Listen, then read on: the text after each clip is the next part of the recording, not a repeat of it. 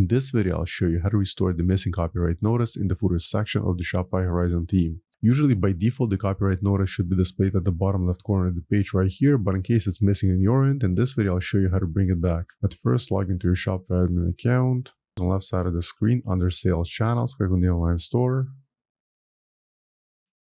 Now look for Horizon theme and then select Add a theme. Once the theme editor loads, at top left corner of the page, make sure the Sections tab is selected. Now under Footer, expand the Utilities section, and then select Add Block.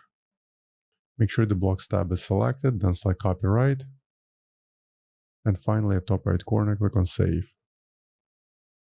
Now allow a few minutes for the changes to update, then go back to your website and try refreshing it.